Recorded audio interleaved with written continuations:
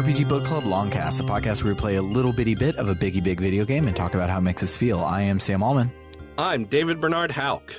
And I've played this game for 40 hours, apparently. Wow. Weird. Yeah. Yeah, and today we will be discussing Quest 3. This is not episode 3, but we are discussing Quest 3 of Lightning Returns Final Fantasy XIII. This is episode 5 on the fourth quest we do, Quest 3. Yep. Makes sense. But before we get started... This is normal. Do not adjust your television set. But before we get started, our top 3 things of the week is top 3, and this one is just name 3 cool ones. You don't have to rank them. E3 or game publicity hype moments. So it can be not from E3, but from E3-like things. Like $599 US. Exactly. Some Getting moment when a big company extremely wanted you to get excited about a thing, and it worked because you're a mark. The first one, that's a great one, Bernard. Bernard, just in case people out there are too young to know it, this is a really good one. Explain what that is. Okay, so when Sony had their big E3 press conference talking about the PlayStation 3, it was a 2006, I think? Probably. I don't know. It was a legendary just disaster, and every moment of it became a meme. They announced the price at $599 US. Which, to be clear, was a fuck ton of money. I don't even know how much game consoles cost nowadays because I never buy them new. But, for context, I think the Xbox 360 cost $300 or $400, depending on which version you get. And the Wii was like $200. You could literally get the other 2 consoles for the same price as the PS3. So when they announced it, everyone was like, what? Yeah, and then later some higher up at Sony was like, well, if you can't afford a PS3, you should get another job. You don't want it. Something like that. You don't want it enough. Yeah, and that was also when they said giant enemy crabs. And Ridge Racer. And real-time weapon change. Classic. Okay, so actual answers. I've got to shout out. I don't remember what year this was. But in one press conference, Sony announced the Final Fantasy VII Remake. They announced that The Last Guardian was real and happening, and Shenmue 3 was real and happening. And all 3 of those games are out now, and people like one of them. Yep. One all-time hype moment for me, or whatever. I mean, it's always going to be Metal Gear for me because, no one knows how to hype a game like Hideo Kojima. At some point, he started cutting all of his own trailers, and he's good at it. He's good at it, first of all, but also oftentimes the trailers are part of it, which sounds a little bit so almost kind of lame when you say that. Oh, the marketing for the game is part of it. It just feels so corporate. But nah, man, I don't know, when you play Death Stranding, it is kind of part of playing the game is having watched the trailers that have come out thus far. Almost like reading the back of a book before you read the book or something. You know what I mean? It's pretty funny. So the MGS5 though lead up. Every MGS5 trailer was insanely hyped, but I recall, Bernard, me and you were hanging out watching E3 shit together at that one house we always hung out at where Brian and Sean lived. Also where you filmed. Sam filmed a little bit of his movie, and that was when they dropped the first gameplay trailer of MGS5, where they announced during the trailer that it was an open world game, and we lost our fucking bonkers. If I recall, the whole conference was very, very good, and that was just one part of it. It was one of those classic Sony conferences where it's just banger after banger after banger, right? But of course, I was losing my all-time mind, and that's a really great moment, not just because of the video game was cool or whatever, but also because it was a nice memory that I had of hanging out with my friends. So that's one. One of my slightly jokey answers is after the GameCube, Nintendo was super hyping like our next thing is codenamed Revolution. We're going to completely change gaming. We're going to tell you all about it at E3, and everyone's like, man, I'm so excited. Like, what's the controller going to look like? Because the GameCube controller was so experimental. Like, what's it going to be? I remember in like EGM they had drawn up like basically what ended up being the Wii U gamepad, but they were like, oh, the DS touchscreen is so cool. Like maybe if it had a touchscreen in the middle and like VMUs and all this other crazy stuff, like what could it possibly be? And then at E3, Iwata shows up. He's like, this is it, holding it in his hand, just like, this is the revolution. It's real, guys. And then walks off. And like that was it. That was it showing. Nothing about the games, nothing about the motion controller, nothing, anything. He just held up a Wii. That rules. I love that. Who was that? Iwata? I believe it was Iwata, but I'm going off memory, so I'm not looking it up. R.I.P. to the fucking king.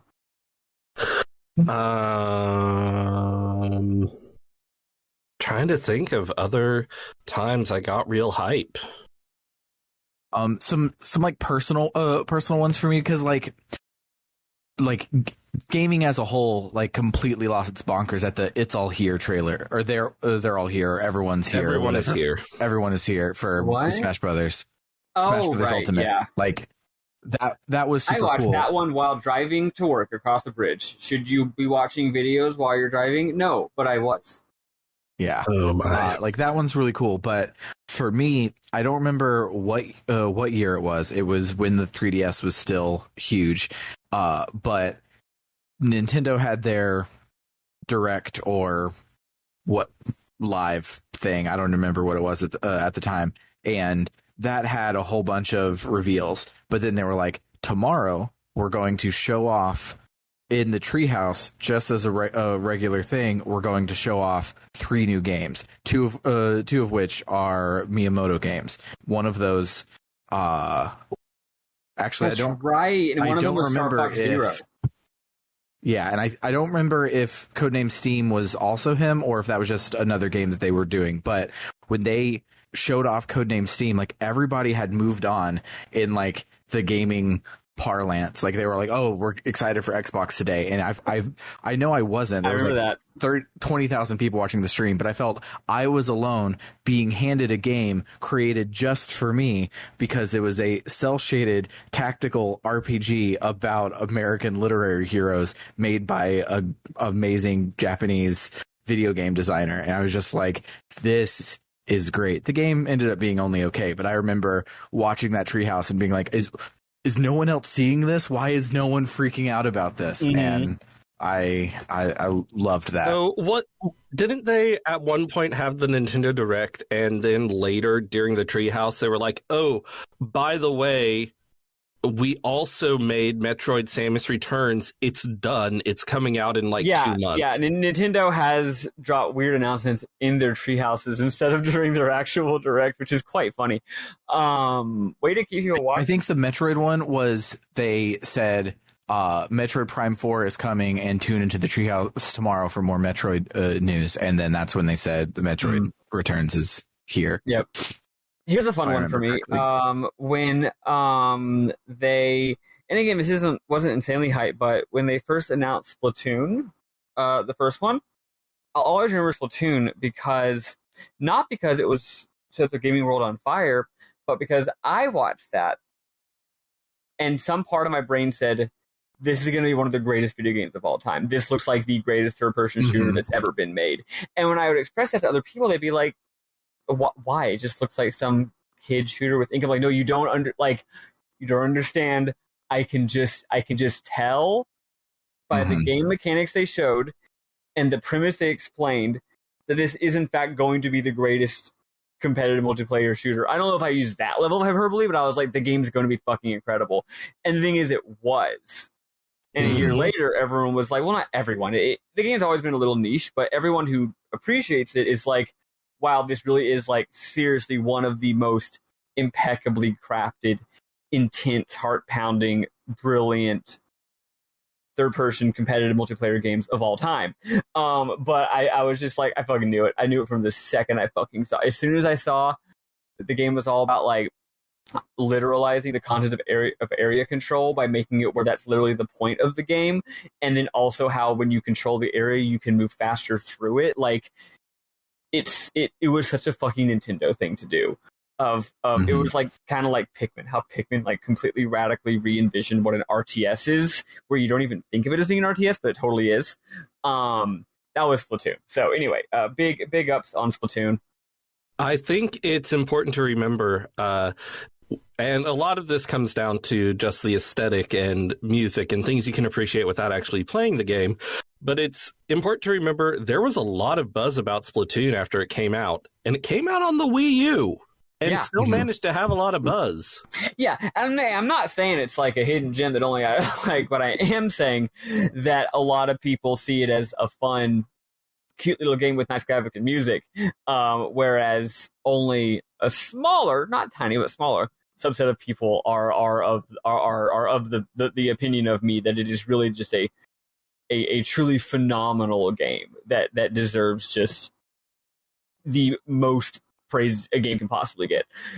And Splatoon 1 didn't even have Salmon Run. Yeah.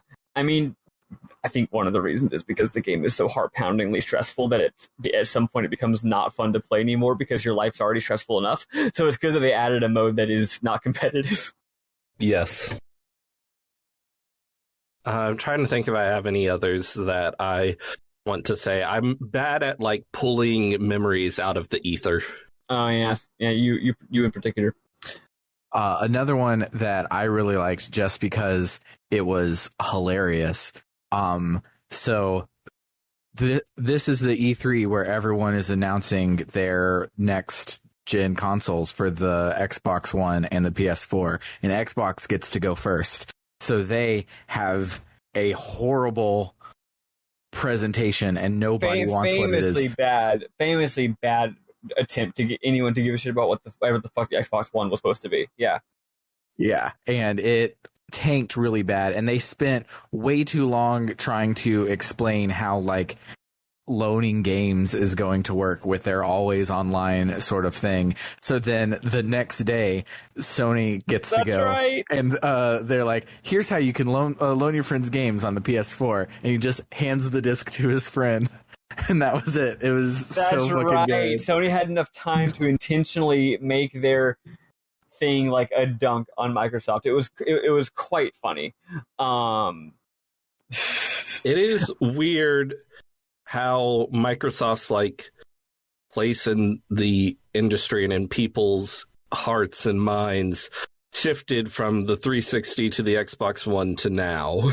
It's been a roller coaster. Really has been. Okay, I got my final one. It was when wait, did I have it and then it literally left my brain? That's strange. Sorry. It was whichever E3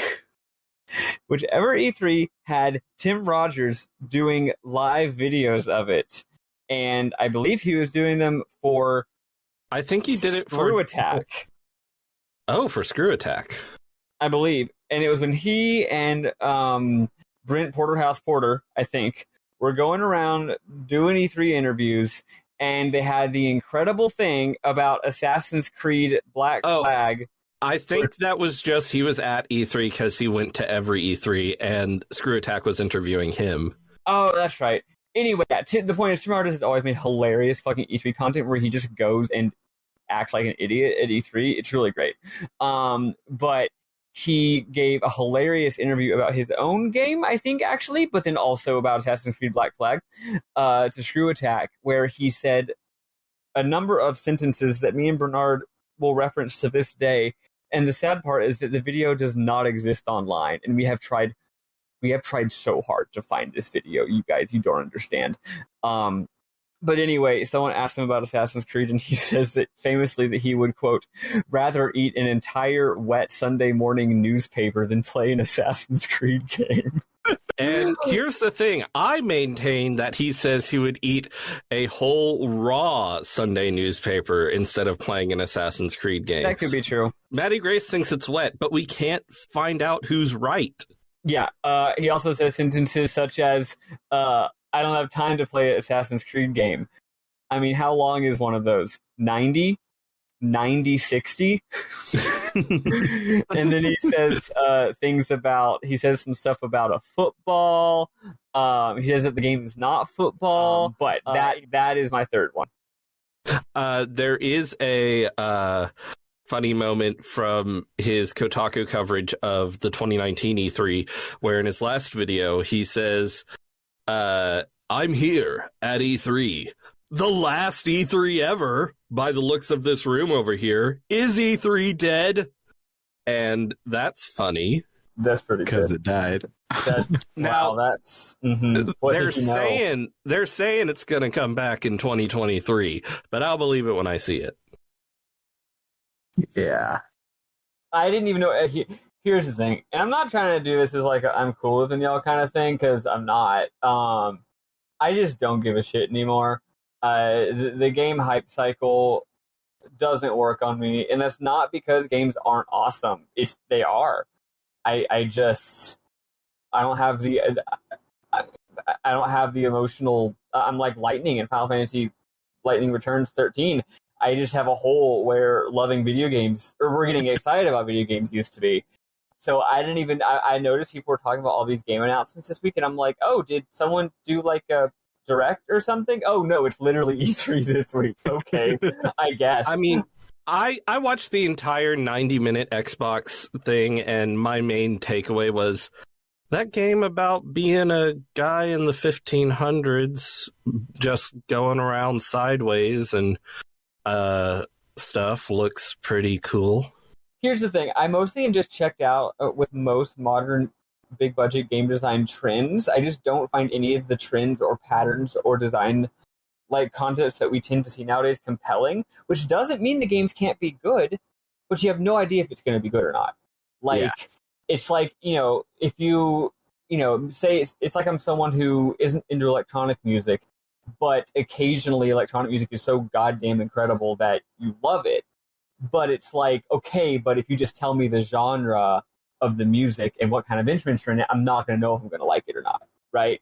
I feel like that's how it is with video games. It's like every single trailer now, they're always so well cut, and none of them have particularly interesting premises that make me like really sit forward in my seat. So it's like, when the game comes out, if everyone, specifically the real heads with the weirdo opinions, says it's good, then I'll get excited about it.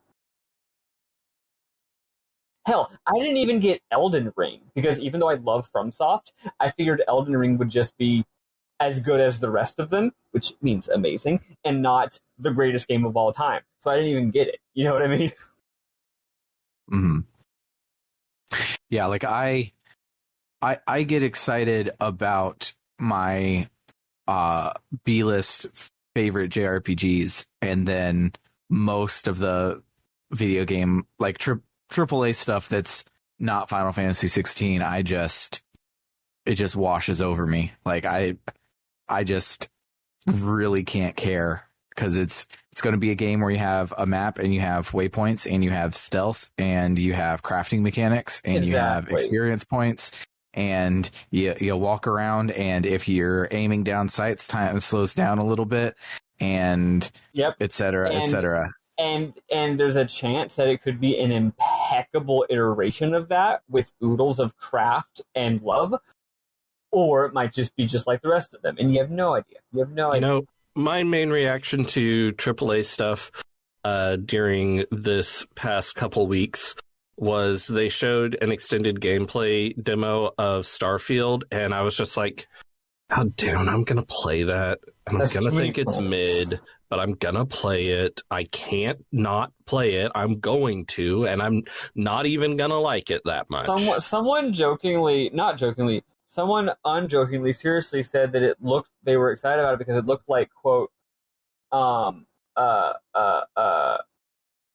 it, what's the name of the game? Daggerfall in space. And I'm like, no, it's not. If it was, I would want to play it. There's no way that this has the level of jank and uniqueness and like Daggerfall and more, like those early games are fucking insane. They are outrageously overly ambitious, but also fucking terrible in an endlessly charming way. Like, no. Modern day, with these huge budgets where you're trying to sell consoles and shit, and you're re-23, they're not going to let you get nearly that weird or going off of best practices. Like, no, I'm sorry, this is not Daggerfall in space. If it turns out it is, I'll buy it. You say that, but how fucking unfun to play is Red Dead Redemption 2? That's a good point. Well, I mean, Rockstar is a bit... Rockstar, I do respect that they... Wait, that's not Rockstar. Yeah, it is. I don't know. It seemed like they had so much money that they could just do whatever they wanted, so they just decided to get kind of weird with it. I've heard that the game is gruelingly unfun and kind of a slog, which does make me want to play it. Anyway, let's talk about another game which is grueling and unfun. Wait. I was actually going to have a link to this.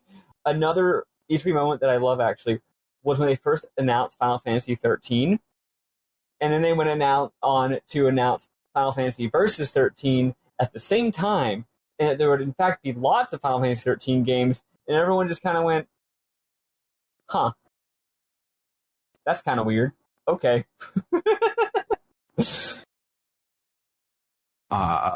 Yeah, so let's do something else a little weird and talk about Final Fantasy 13-3 Lightning Returns.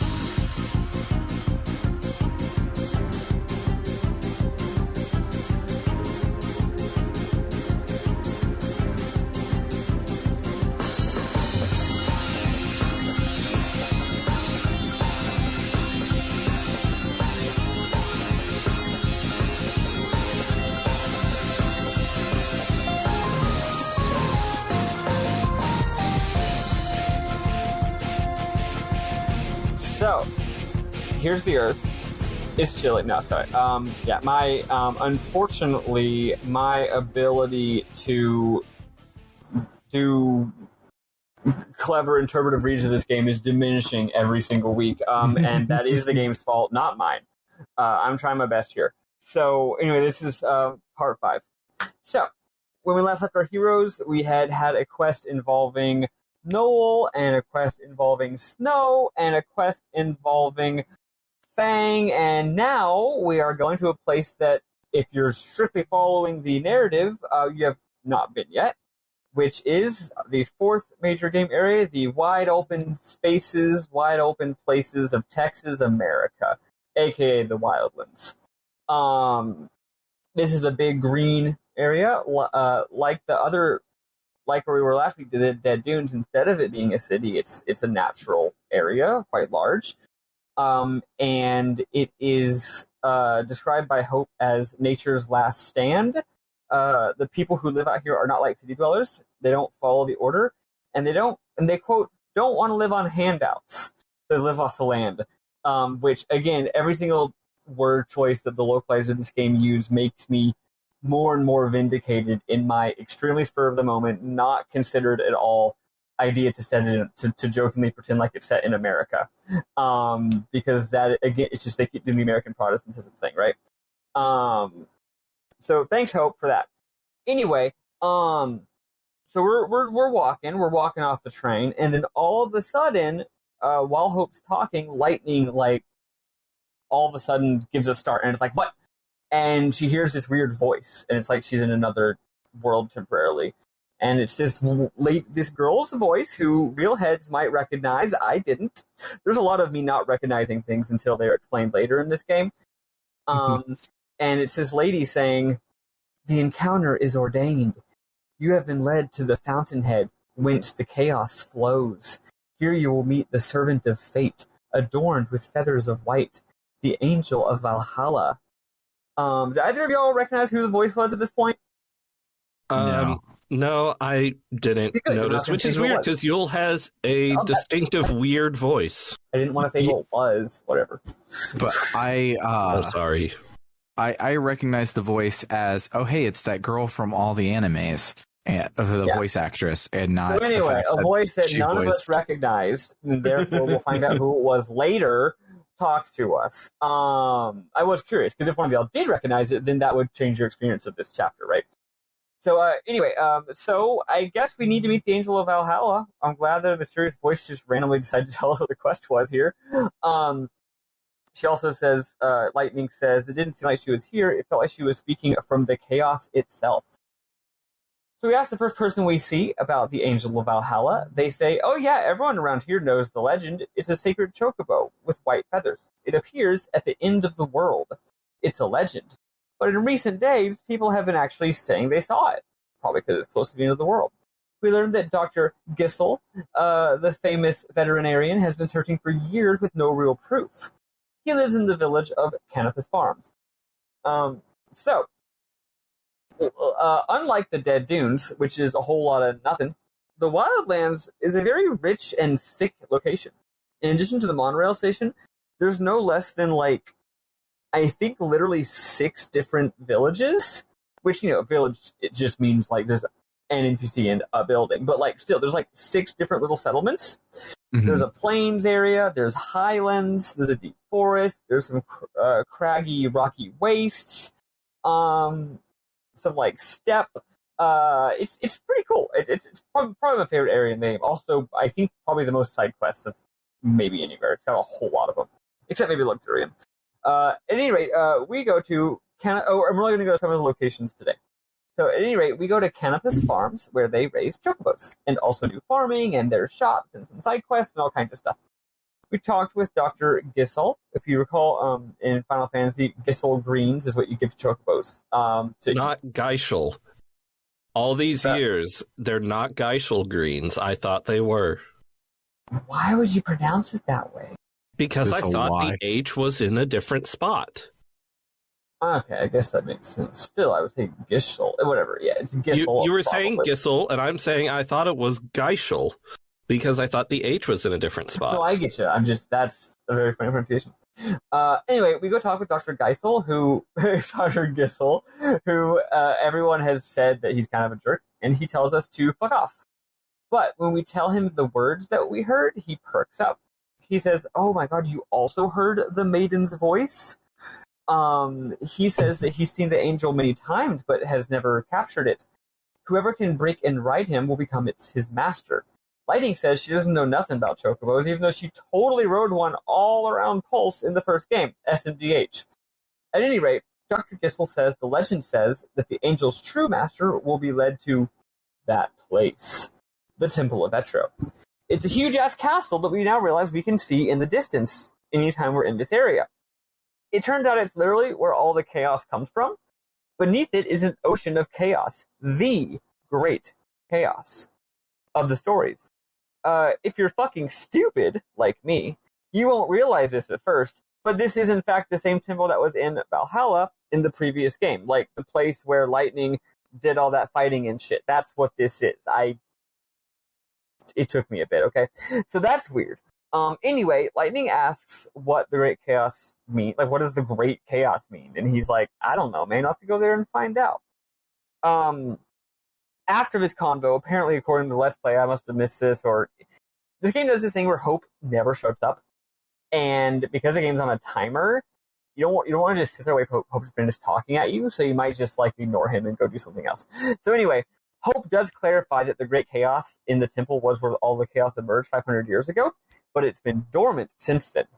So in theory, there's even more horrible chaos ready to emerge any day now. Yikes! We talked to people to find out how to find the angel. We learn all this stuff. People are like, oh, the angel of chaos, it's something about chocobo eaters, because the chocobo eater is always chasing after the angel. So if you go and find a chocobo eater, you'll find the angel. So eventually we go to the City of Ruins, which I think is supposed to be the ruins of Academia. Graphically, it does not look like that, but the dialogue implies that this is the ruins of Academia. So yeah, they say like it's the ruins of the greatest city or something, and right. Which I was like, so Academia, but it doesn't particularly look like it. So we find the white chocobo. He's being attacked by a chocobo eater. So I played this part like a literal month ago because I did this before I did anything else in the game, because that first night, remember, you can go and explore before you finish the first quest. So I watched a Let's Play, but what happened with the Chocobo Eater fight here? Do y'all remember? Do you beat it? Yeah, you beat it. Yeah, you beat the shit out of it. Okay, it must be a modified version because there are other parts in the game where you fight Chocobo Eaters, and they're so insanely hard. They're like unimaginably hard. It does start with half HP. Yeah, that could be it, but it might be more than that though, because like I literally just beat a Chocobo Eater for the first time, not counting this apparently, like this week, and it was still really hard. So some way or another, you do manage to beat the Chocobo Eater here. Cool. I wasn't sure if maybe like beating it was an optional. You know what I mean? Like it can go both ways. Anyway, afterward, we rescue the white Chocobo. He's real fucked up, so we gotta save him. Luckily, a hunter appears, and we send him to go get the doc. Lightning and the Chocobo kind of look at each other, and Lightning gives a start, as if she recognizes this creature. Is this someone from her past? A reincarnation? Well, this series doesn't have a lot of characters in it. So I'm like, okay, so my first thought was, is this Snow? Because Snow has white hair. This is the Chocobo. Then I remembered that Snow's already in this game. Then I thought maybe it's Saz, because Saz, loves his Chocobo. Maybe it's that Chocobo all grown up or something. Although we already know that that's not true. I'm not really sure what's going on here. So at any rate, the doc and his assistant, a cute girl wearing a stupid hat, arrive in a cart and transport the Chocobo back to the village. We return to the village. Lightning waits as the doctor tries to save the creature, and once again feels a strong connection in her heart, as if she and this beast have fought together before. Maybe the more astute of you out there realize what's going on here. I definitely didn't, and I'm not going to spoil it. Neither did I. I think that once it's revealed, it'll be like, yeah, why would I have guessed that?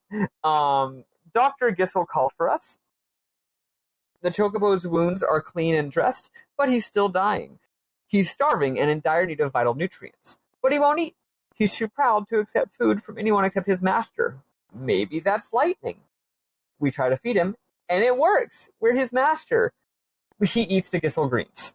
So now I have another quest, a sort of a meta quest, which is to heal this bird. To do that, we have to get the very bestest, fanciest food available. Greens, milk, special supplements.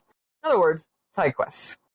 So you have to do quite a number of things to heal it, but as with other times in this game, like with the fireworks, there's more things you can do than you have to do. So I don't know exactly how many you have to do, maybe like 3 quests or something, whereas there's like 4 or 5 things you like could do. Well, so anyway, there are things you can get without doing quests, but there are also things you can get from quests. You have to get a lot of stuff for this Chocobo. Yeah, quite a bit. So first we speak with Sarala, who's minding the nearby garden. Both her voice and her character model are extremely transgender, and she says that they have a lot of greens, but her father is away getting more fertilizer. But we do have one left, actually, so here you go. So we get it. No side quest required. Next, we speak with the innkeeper. She says, here's some fancy milk. Okay, cool. So we give the Chocobo this stuff, and it helps, but we need more. So on the hinting of some NPCs, we head to the forest. We run into a, quote, hunter hopeful. He wants our help. He asks us to defeat some monsters, collect their drops, and give them to him. And in return, he'll give us some high-quality Chocobo food. We do that. It's very, very easy. He says, hell yeah, thank you. Now I can hold my head up high when I return to Yogd Village. It then turns out that going and killing these mini-flans was in fact a hunter's trial. He was supposed to complete the trial to become a real hunter, so we just helped him cheat. But then he says, no, I didn't cheat. The trial rules say that I have to get these items by any means. A hunter isn't the strongest, it's anyone who can get the job done. That even includes paying someone else to do it for you. Then Lightning is like, that's stupid. I can't believe I helped you cheat on your trial. But then he says that he also has already done the trial 101 times. And then Lightning is legitimately impressed. She's like, you've done something no one else would do. Anyone else would have given up a long time ago. You just kept doing it. That's, you know what? Maybe you do have what it takes to be a hunter. And she sounds very patronizing, but we have to take it at her word that she's not actually being patronizing here. I wonder if you just tried the trial once every 5 years. Yeah, maybe. So she wishes him luck, and we get his soul juice because he's very encouraged by what she said, and he gives us the Gissel greens. We learn more about Dr. Gissel. He says that he heard the voice a whole 100 years ago and thought that he would be the chosen one. So he actually moved him and his daughter out to the wildlands to chase after his dream. But he got super close to catching it, but he was so hasty and reckless that it ended up resulting in his daughter falling off a cliff and dying. He grieved, but then he heard a voice that the white chocobo will appear in the future, and he needs to help the actual chosen one to find it. So, he sees this as part of like making up for being a jerk, and here's his daughter's death and all that kind of stuff. There's some other side quests that I forget about, but whatever. It's more of this kind of stuff, right? Eventually, you get more choco stuff, and we feed it more, and he jumps up. He's now healthy enough to be ridden. That's right. We can ride the chocobo anywhere we want in this area. Even better, he joins our party, and he fights in combat. It's really cool. Actually, it's really dope. When you ride on so in the previous games, it was like a huge ordeal to get off a chocobo. There was this whole fucking like cutscene and shit, and in 13.2 you had to like use a consumable item. But in this game, you just hit the button to get on, you hit the button to get off. It's great, and it doesn't matter where you go, if you teleport or whatever, he just follows you. It's great.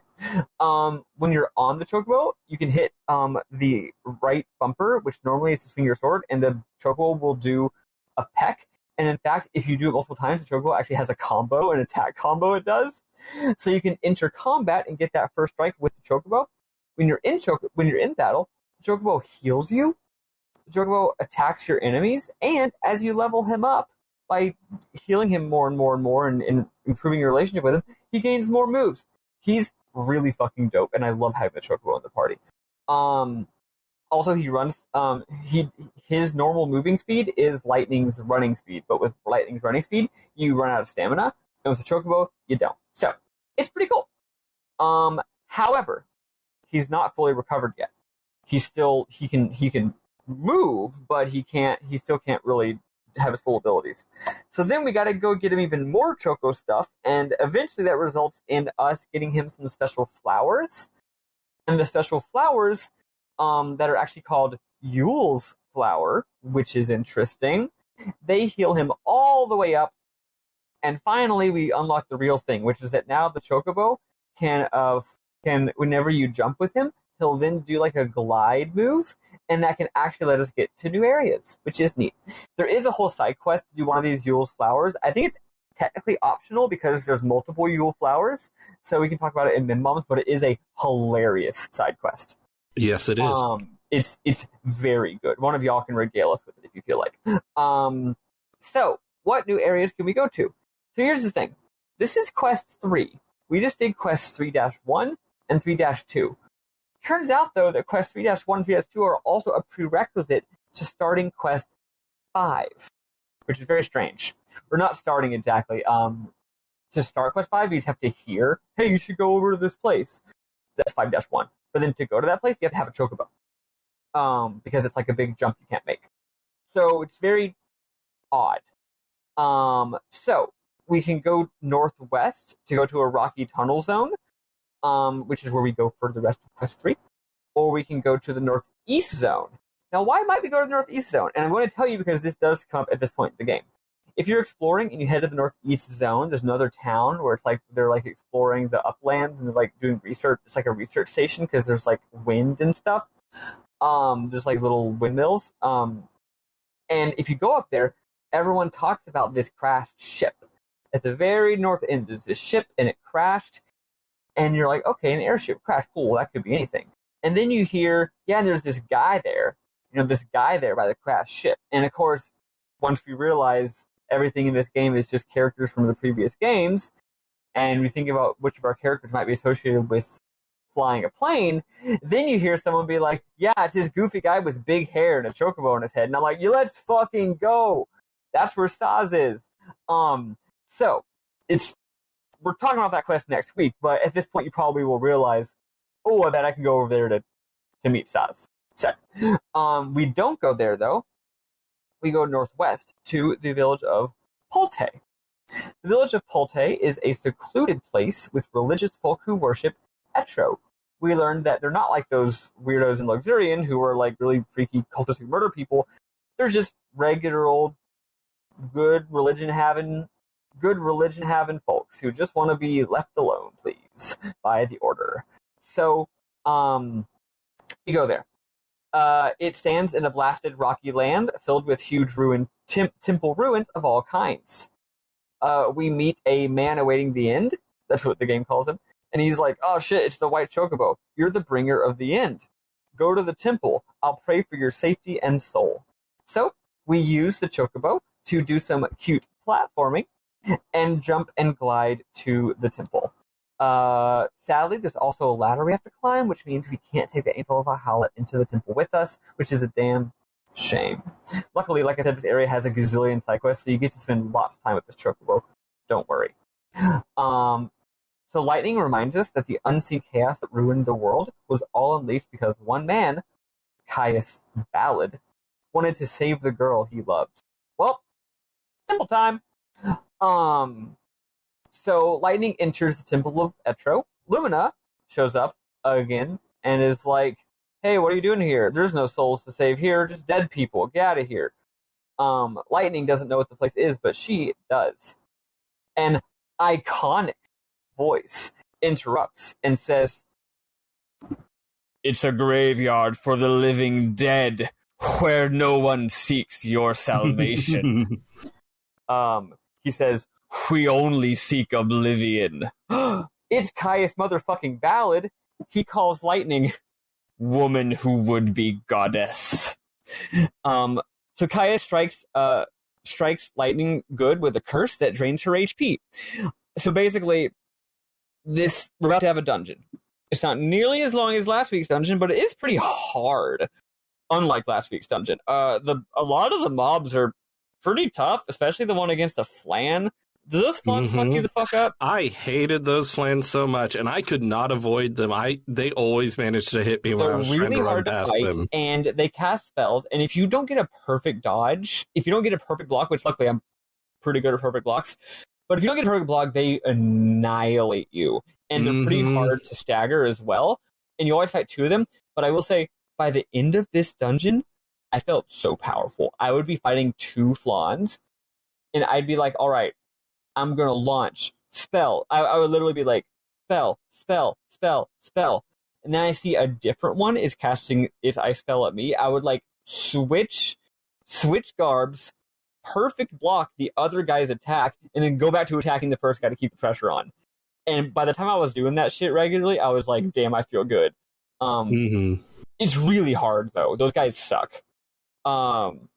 Anyway, yeah, but the whole time you're in the dungeon, your health drains, but it's really not very fast. It's really not a huge deal. Yeah, whatever. I was like, oh my god, this is going to be the worst thing ever, but it wasn't that big a deal.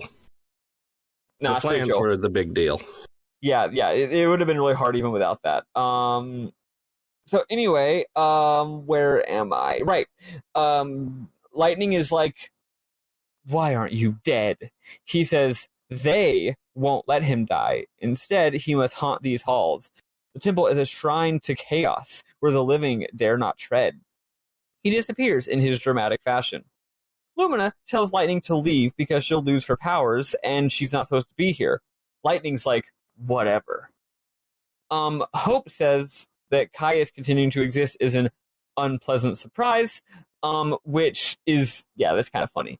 I guess Hope didn't see the secret ending of the last game. So Lightning ventures through the temple and finds, as we'd expect, Yule, breathed in chaos. She says Lightning has been called to the fountainhead whence the chaos flows.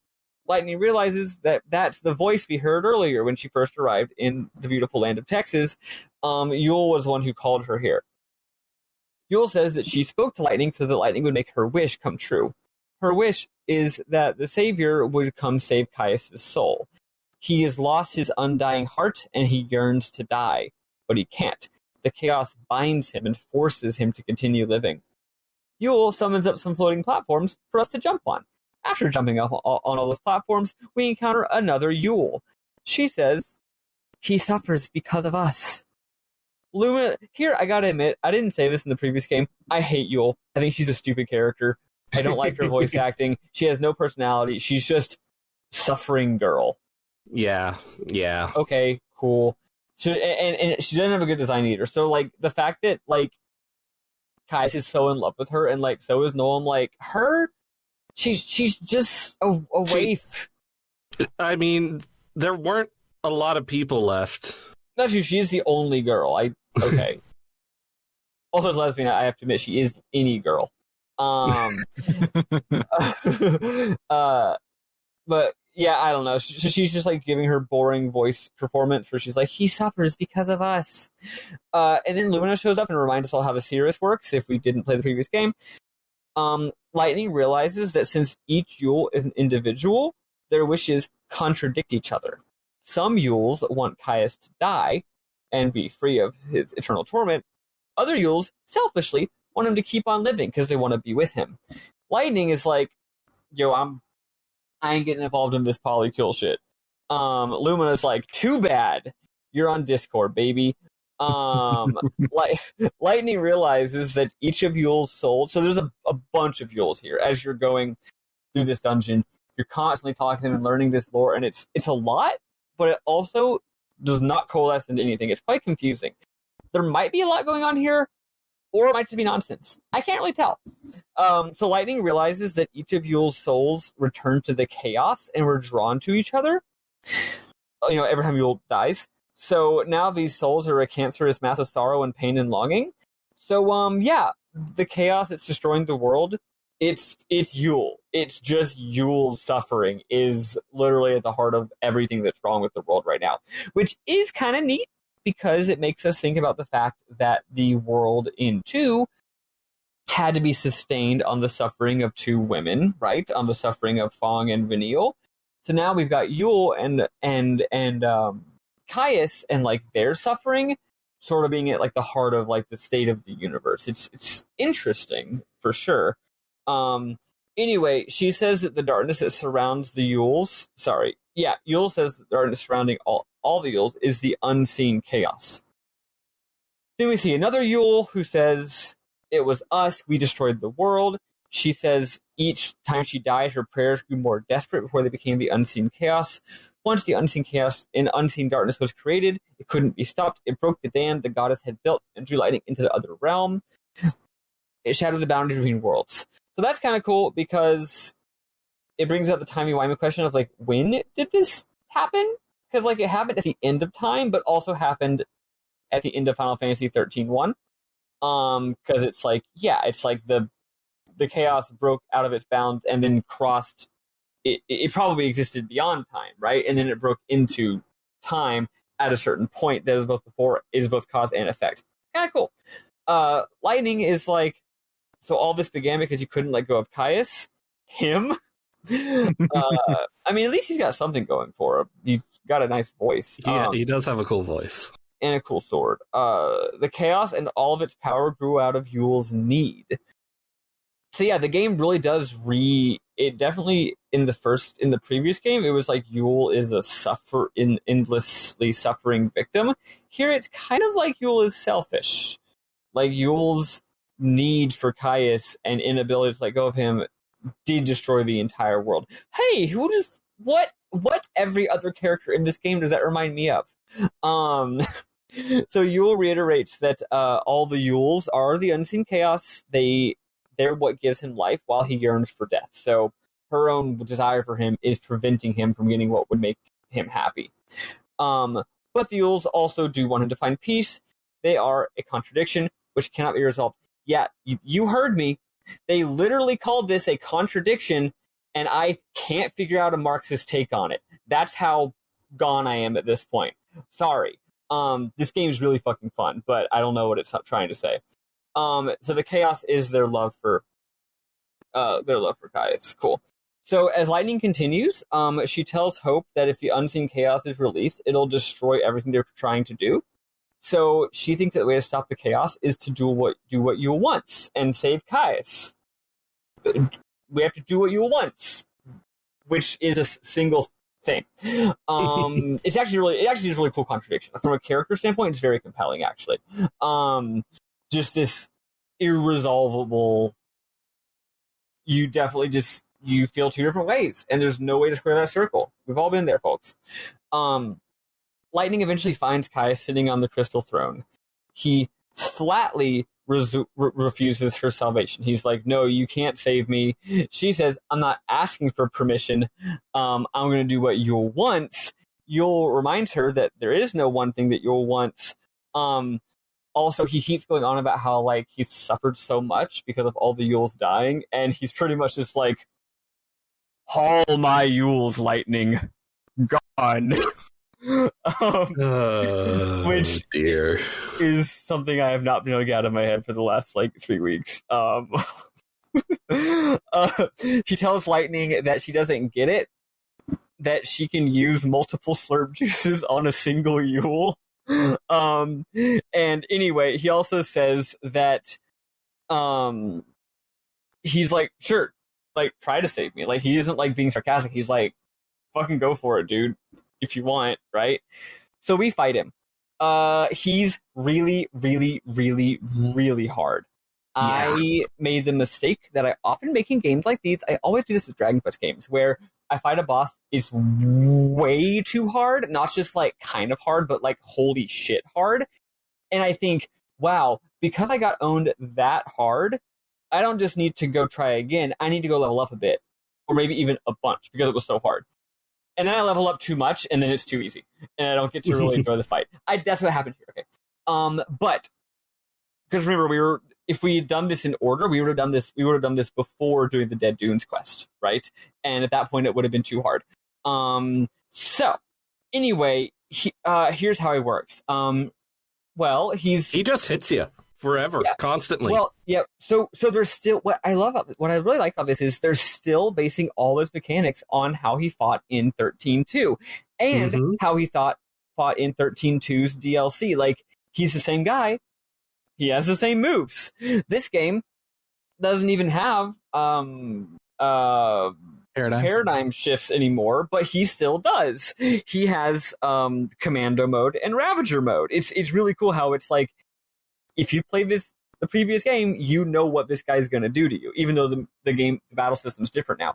I was pretty surprised to see they actually called it Commando and Ravager. I was I found it really cool. And even the way that you stagger him and stuff is similar to the previous games. He takes a lot of mechanics from the previous games. So, when he's in commando mode, I'm gonna skip one thing real quick. But mostly what he does is in commando mode, he just hits you a bunch. All the moves are pretty hard to block. They do not horrible damage, but pretty good damage. He's also constantly hitting you with status effects. He's also constantly healing giving himself buffs. So you might want to put Dispel on yourself. And in this game, you have you have 12 slots to put attacks, but probably one of them for each of your 3 guards is always going to be guard.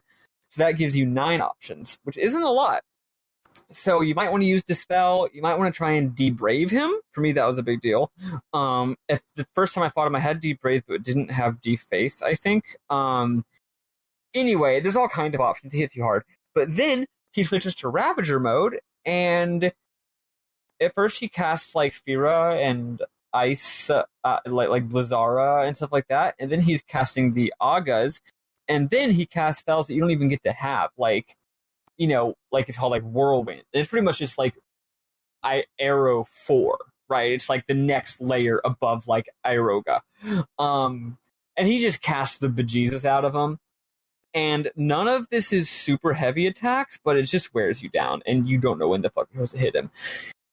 And then he has a move. What's it called, Bernard? Oh, his Whammo move, Mega Death or some shit. I don't know. I forget. Whatever. But he's got a Whammo move where, if you're me fighting him for the first time, if you don't block it at all, it is either an insta kill or it takes it's an insta kill if you're not very close to max health.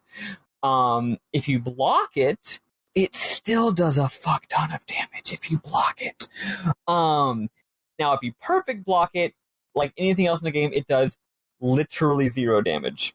And this is the point where if you go online to look at, like, how do I beat this guy, most of the guides or the tips are just like, you need to learn how to perfect block this attack. I'm sorry, you simply need to figure it out. There's no way around it. It's not insanely hard, actually. It's just that he doesn't use it super often, so you only get 1 or 2 chances to try and block it in the course of an attempt on the fight, right? Did either of y'all manage to perfect block it? I don't think I did. I beat Caius on my second try, and I hadn't figured it out, so I don't think I ever perfect blocked it. I have not fought him yet. Oh, that's right. You had to watch the video. Anyway, when I first fought him, I wasn't able to figure out, like, I actually never figured it out either, but I know where it is. Like, I know at what point in animation it is, so, like, if I just practice it a bit more, I probably, like, it actually is relatively telegraphed. It's just that it's a very long animation, so it's really hard to not jump the gun on it, right? Mm-hmm. But it's definitely easier than some other attacks in the game, and that makes sense. It's like, you really need to block this thing, so we'll make it not too hard, it's just scary. Anyway, I didn't get to figure it out because I leveled up too much. So when I tried it my second time, I beat him in 1 shot. But anyway, if you're more leveled up, it'll still do a lot of damage, but not enough to just annihilate you. There's some other tricks to this, if you're listening and you might be stuck on this. The reason why it's good to do Dead Dunes is that if you've done the first 2 quests and the Dead Dunes quest, you'll have 2 very interesting garbs. One of them protects against, it reduces all physical attack damage by like 90% or some shit, but then it has some big drawback. I think it like reduces your attack power to like almost nothing. And then there's a different one that's the same thing but for magic. So if you make use of those, it's not garb, sorry, it's accessories. So if you make use of these accessories and are good at switching properly, you can just make it where he cannot fucking touch you, right? Now that makes it harder to hurt him because the garbs lower your ability to hurt him, right? But it's pretty interesting. Like, that's really, really cool, right? And that is the strat that most guides say to try and use if you can't get him. Also, it's good to fight him with a maximized EP meter, because once you do break him, you can really wail on him. It's just that you don't have a lot of time to wail on him. You have to break him many, many, many times. So once you break him, you're going to want to wail on him as much as possible using your like limit break move, right, or whatever. Anyway, I think it's befitting that this character who has such dramatic presence has a stupendously hard battle. I love it. Good on him. But I found that the big thing that helped me was I used D-Faith and D-Brave. I hadn't been using them up until that point, but it helped a lot. And also, the game doesn't give you those for quite a while. Like, if you're playing through the game in a different order, you very well might get to this battle without having those spells, or those attacks, right? Yeah, D-Brave and D-Faith are a big freaking deal, and they're so useful. Especially because in this game you can't. There's very few ways to cast buffs on yourself in this game. Unlike previous games, you don't get to buff yourself. There's only 2 ways to buff yourself. You have to use special items that are consumable, or there's certain garbs or moves where you can like conditionally buff yourself if you like do something. But you can't just you can't just cast protect, right? So yeah, Bernard's totally right. D-Braving and D-Faithing him is a big fucking deal. So anyway, good luck, but it's not at all impossible, okay? It's not at all impossible. If you do a bunch of side quests, even though those all only give you small stat boosts, they do add up, right? They add up. Also, so anyway, I mean, on my second attempt, I actually got a score higher than 1. I still only got 1 star, but my score was something like 8,000. Nice. So I think I got 2 stars on this fight, actually. Like I said, though, I was way over level because, I'm taking the lead on this, so I've done a shit ton of side quests and also gotten all kinds of good equipment. Anyway, so after the fight, Caius says Lightning cannot claim his soul. Behold! That's not his voice. Behold! There we go. He throws his stupid sword.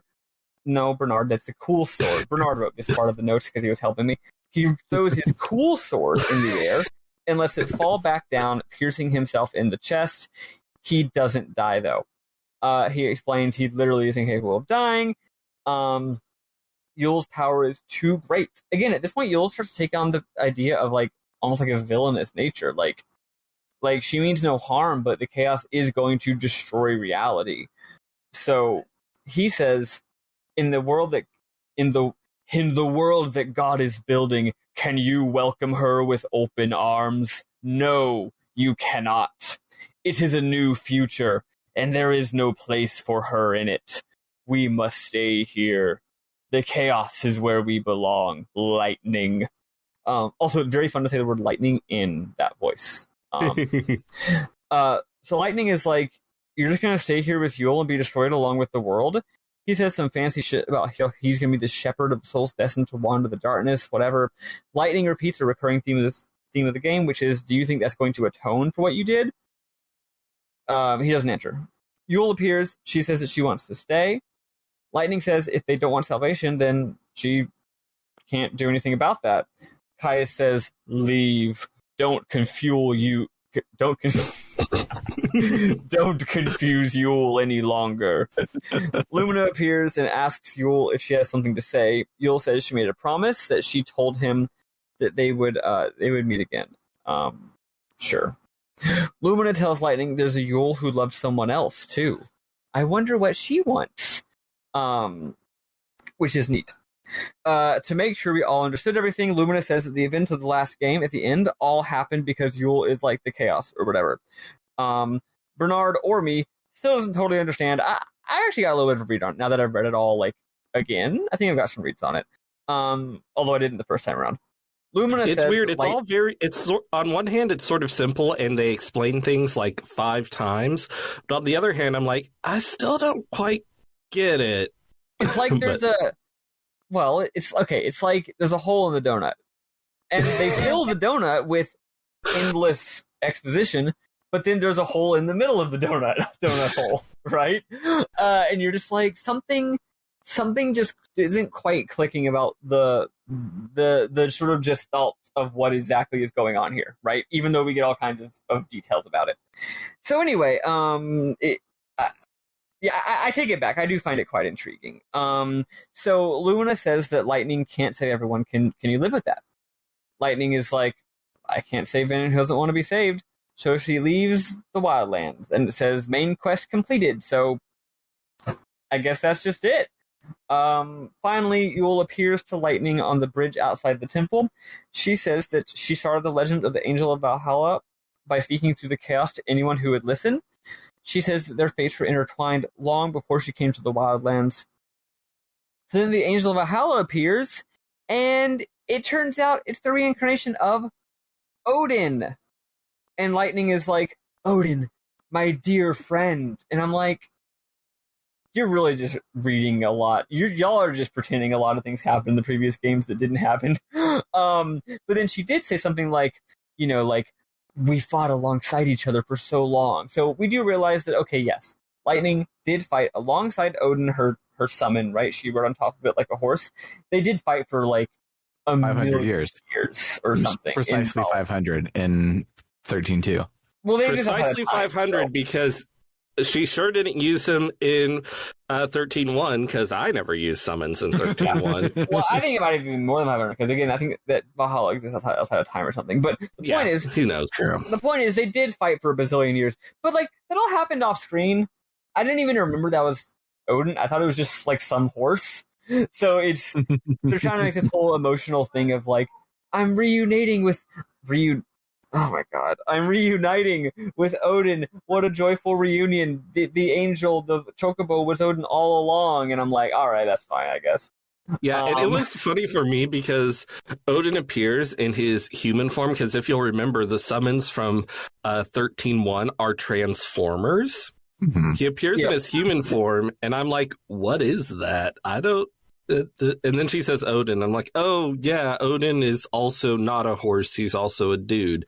But like, in 13.2, you only ever see him as a horse. And so I'd forgotten what he looked like and was really confused. I find it a very unearned emotional beat here. But oh well, whatever. This game has... I liked it because the opening scene of 13.2, where she's riding on Odin and you get the tutorial and all of that stuff, is really fucking cool. It is very cool. I grew attached to Odin because of the cool factor and the fact that I had to do that whole sequence 3 times. Once because I watched the attract mode, then twice because my game freaked out in the middle of the final part of that fight. You know what? And I will say that this game is called Lightning Returns. It's all about Lightning. It's sort of recontextualizing Lightning as the main character of the series in a bigger way than she was before, really, where she was just one of 6. Her theme, or specifically her motif, is in like every track of music in this game. It's very subtle. I mean, it's only 2 notes, so it's kind of easy to sneak it in there, right? But it's really cool. So being like, it's like getting the game back together, right? And that includes her summon. So it actually works. It's just kind of a funny moment to me, because I was like, oh, I guess that's who it was. Okay, I guess it wasn't Saz. Anyway. I was looking because the Angel of Valhalla has a tattoo on their face, and I was like, which party member has the tattoo on its face? Is this Zell from Final Fantasy VIII? Man, really, really complex lore here. So that's it for this week. Before we go to Mid-Moms, I want to explain what we're doing next week. So next week, we're doing the 5th and final quest. And as I mentioned before, it is in fact Saz. And here's the thing. It's a really, really short quest. I mean, half of the quest is getting the chocobo, and we already did that part, right? It's like a prerequisite. So what's going to happen is we're going to go to Saz, and he's got a problem, like most characters. And in order to fix the problem, we're going to have to simply go throughout the world and like backtrack and retrace our steps and go to various towns, and just do various things. It does not take very long. And then there's some cutscenes, and spoiler alert, there's not even a boss. So it's like fucking nothing. However, we are also supposed to complete 40 side quests if we want to get the true ending and the secret dungeon of the game. So here's our quest for next week. Okay. Oh, but also, sorry. At this point, if you recall, we have 13 days of game time to save the world. And if you're like me, you complete all 5 of the main quests by the end of like day 5. Or maybe 6. I forget exactly. But like, you got plenty of time left over. But here's the thing. Remember how last time y'all talked about that cutscene where we like see Sarah when we go back to the Ark? Mm-hmm. Turns out cutscenes happen every day you go back to the Ark, and that's not based on your game progress. That's based on what day you're on, right? So the plot is going to develop as we go through the days. So for next time, here's our goals. Complete the Saz quest. Complete 40 side quests. I end up doing like 50, whatever. Complete however many side quests you feel like you need to complete, if you feel like doing that or not. Also, go all the way to the final day. And at some point, that's probably going to mean you warp back down to Luxurion, you stay at an inn and sleep all day, and then you go back to the Ark and watch the next cutscene. Got it? Got it. Yes. So we're going to be at the final day, ready to do whatever. Now, that also does, I'll say, include the optional bonus dungeon. I'll spoil it. Turns out, if you unlock the optional bonus dungeon, turns out there's 14 days, not 13. So you get one more day, and you can spend the 13th day going to the optional bonus dungeon, and then all the end game stuff happens on the 14th day. So whether you feel like engaging with that or not, I do not give a shit. But we're going to reconvene at day 14 and talk about everything that's happened to get us there. Make sense? Sounds good. Yes. Cool. Because I do think it'll be a good bit. It's just a smattering of random cutscenes and side quests. Hell, maybe I'll read some data log. Whatever. So that's what we're doing for next time, and let's listen to some more music.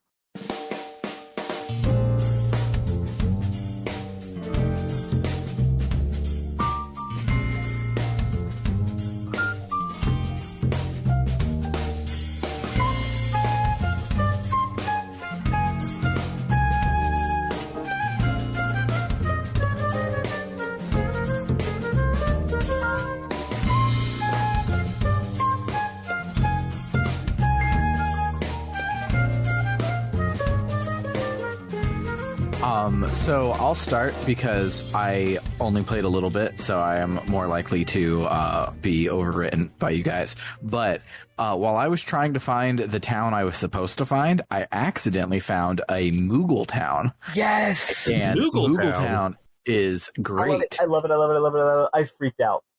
So the first thing that happens in Moogle town is you find Mog, and Mog is like, hey, there's a lot of monsters in Moogle Town. Can you kill these monsters?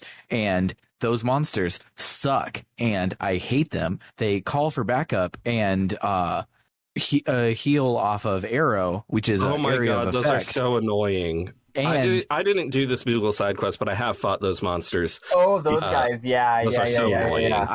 I hated them so much. The first time I was in a fight with them, my strongest level spell is Air Yoga, because of course it is.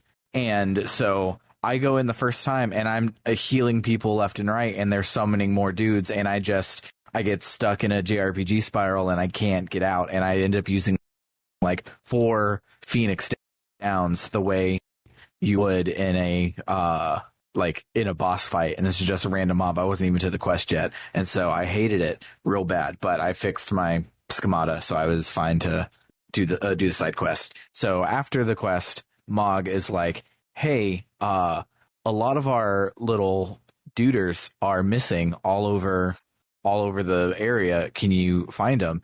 So you go off to find these Moogles, which would be totally fine and dandy, except apparently the Moogles have forgotten that they can fly because they only ever hover because they talk with monsters and chocobos and humans, so they've never needed to go above 6 feet. So these Moogles are lost and can't find their way home, and they've just literally never thought to fly up, look for the forest, and fly home. Yeah, so Lightning's like, why don't you just fly up higher? And they're like, what? Well, then once she suggested, they're like, that's scary. Fair. So your job is to go and find all these Moogles, palm them in the palm of your hand, shot put them into the fucking sky so that they're forced to look around and find their way home. And it's fantastic. Well, no, actually, Sam, maybe what you said is correct, but I actually think the interpretation is a little bit different. She says she's going to do that. She says that she's going to so that they can find their way home. But some other dialogue by like Hope or whatever at some point in the quest, I think implies that she is in fact not even doing that. She is just throwing them directly to the Moogle village. Because I think Hope says something like, wow, I think that was the perfect aim. Like it probably landed right there. So she's just yeeting them all the way across the game's level into the Moogle village because she's mad that they can't just fucking figure it out themselves. It's so funny. It's so good. I had a blast, and because I was distracted with that, I did not finish the main quest this week because I had to go and yeet like 7 Moogles. Also, like the first time she does it, it's like she just thought of doing it. She's like, I guess we'll do this. By the last time, every time the cutscene's different. By the last time, she's just like, all right, buckle up. Here we go, buddy. I'm going to throw you. Oh, it's fantastic. I have a question for y'all. Okay.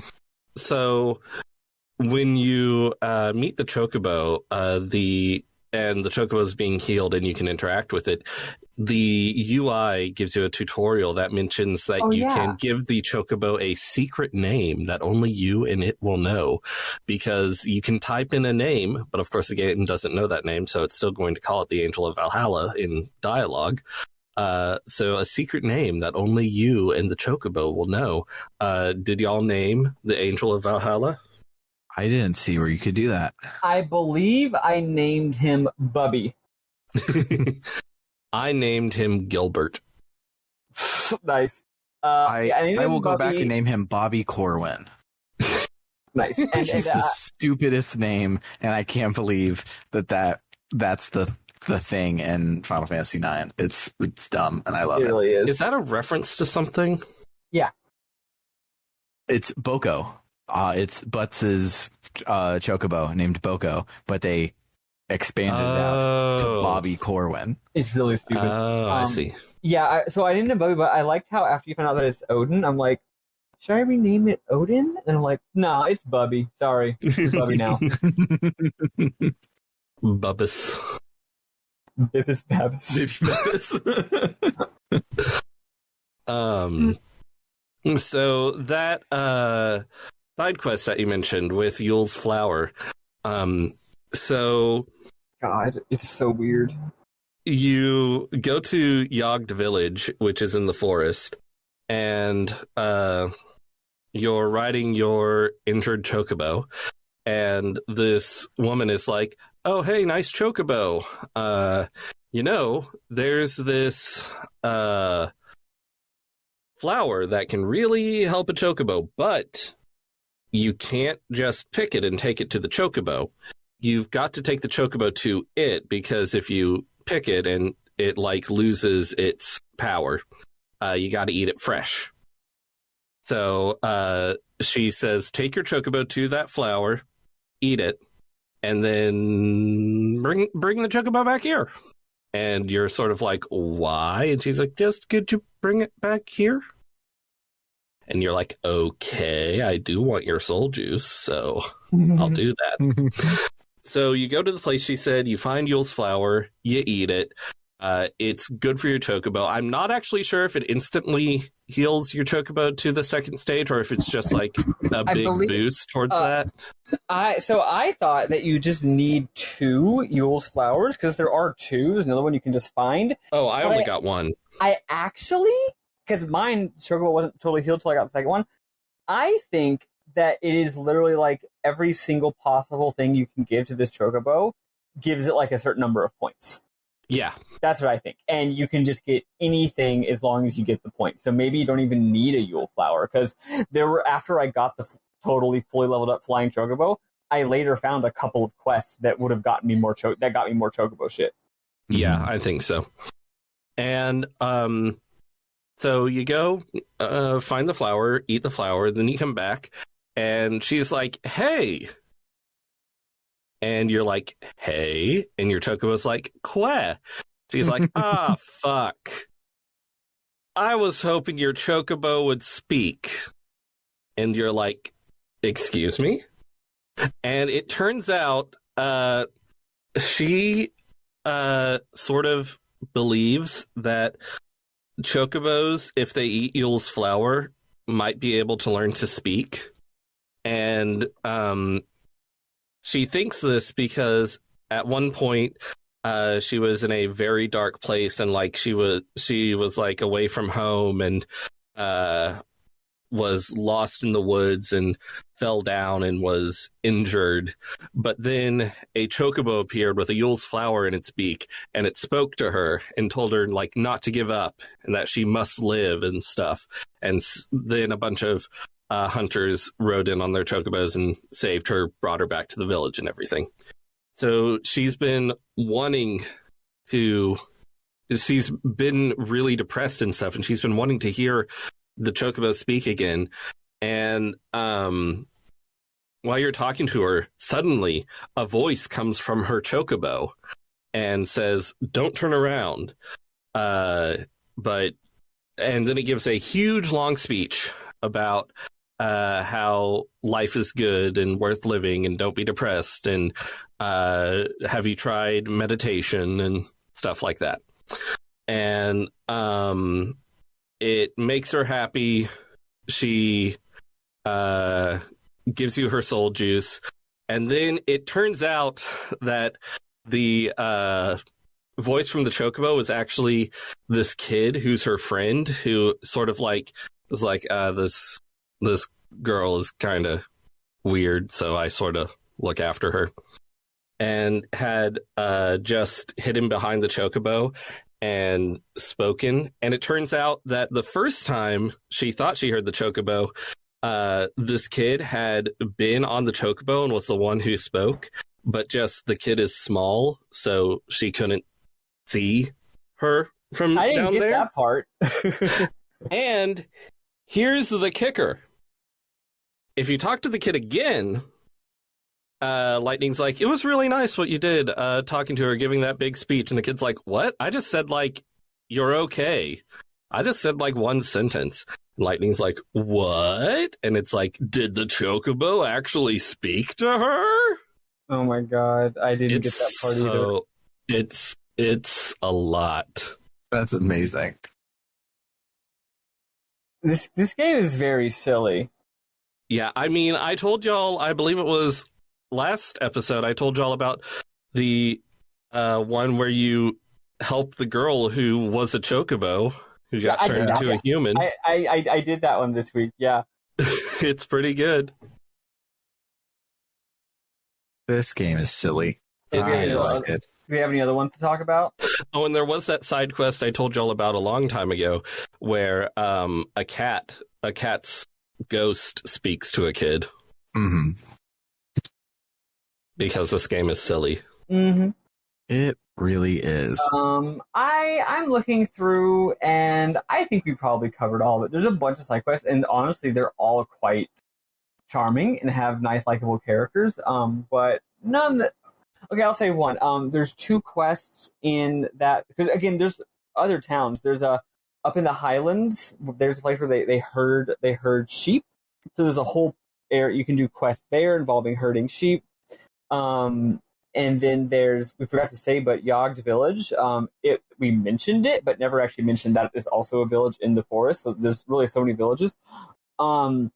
Anyway, though, but back in Chocobus Farms or whatever, Canopus Farms, the doctor has these two assistants, and both of them have various, like, they both show up quite a bit in side quests and stuff.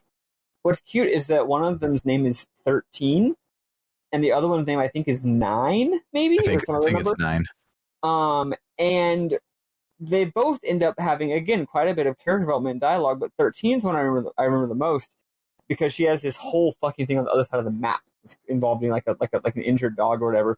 That's not that interesting. What is interesting is 13 herself. She's adorable.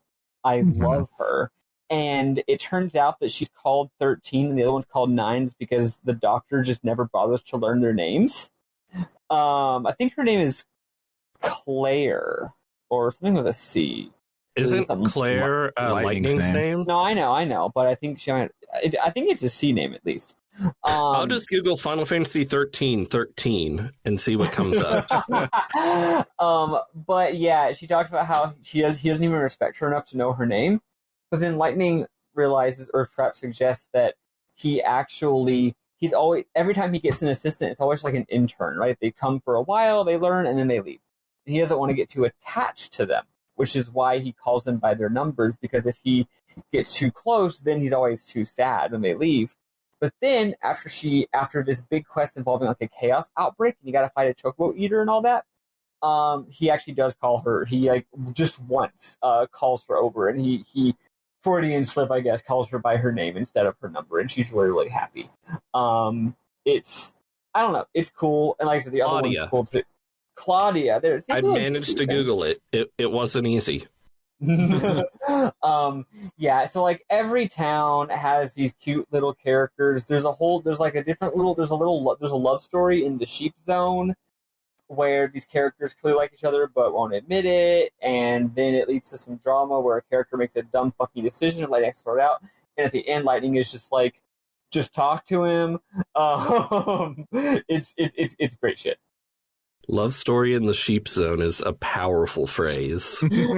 Also, I feel like this game has had at least 3 or 4 different versions of the my dad or mom or fiance or whatever is missing, or can you go find them, and then they're dead and they have a message that they left and then the person has some emotion. I feel like that's happened like 5 times, because that earlier when I mentioned that the dad was off getting fertilizer for the Gissel Greens, you do go find out that he died. Yeah, I did that. Yeah, so it's just like it's you see these. I don't know. You could say they couldn't think of any original ideas. They just kept doing the same thing over and over, kind of repetitive. Or you can be like, no, this is like Dragon Quest VII, man. All these stories are the same story, and that's good. In the sheep zone, there's a guy where you accidentally scare away his sheep, and you have to get them back, and he gives you sheep's milk. He is Dr. Sheep. Yeah, how would you describe his bearing, his personality, his vocal patterns? I don't know, man. Fun fact, you probably didn't do enough side quests. That's the one that ends up being the love story. Oh, okay. I just did the one where I found his sheep. Anyway. The main lady there is in love with him, and you find that out after like 4 more side quests. Yeah.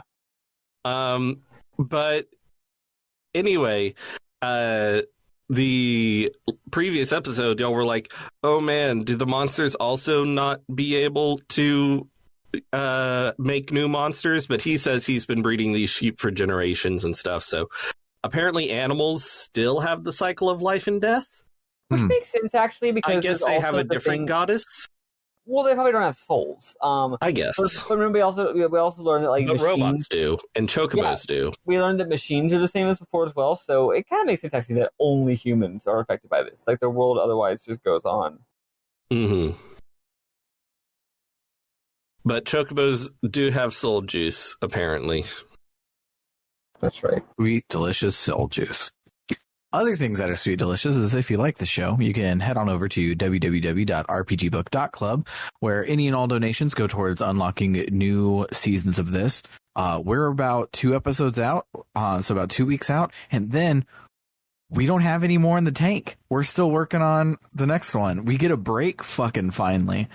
So if you want us to not have a break, you can do a big old donation and make us do Metal Gear Solid is the next one coming up. Or if you just want to give us your support, you can do a one-time donation or subscribe to one of our membership tiers. The $1 a month tier gets you access to, I should say, one-off donations, and the $1 a month tier gets you access to the polls to vote on what game we're playing next on the main podcast, gets you access to the Book Club no Kaseki episodes a month before they are dropped in the podcast feed, and it gets you a shiny green name if you join our Discord.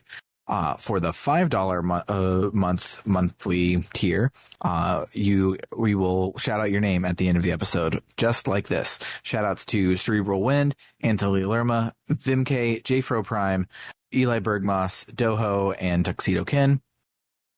We also have a $20 a month tier where we will not only shout out your name, but shill whatever you want us to. Our luminary Car is a dentist and not a Twitch streamer, so his shout out is for your own mouth.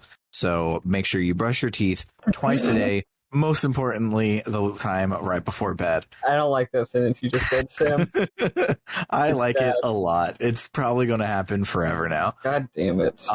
But this episode will not last forever. It is sadly over. For RPG Book Club Longcast, I have been Sam Allman. I'm David Bernard Houck. And I'm Caius Ballad. My last name's a musical term, but that's never a thing. I don't have an instrument. It's not. I don't. Why is my last name Ballad? My girlfriend brought that up. Anyway, bye, everybody. Folks. Bye.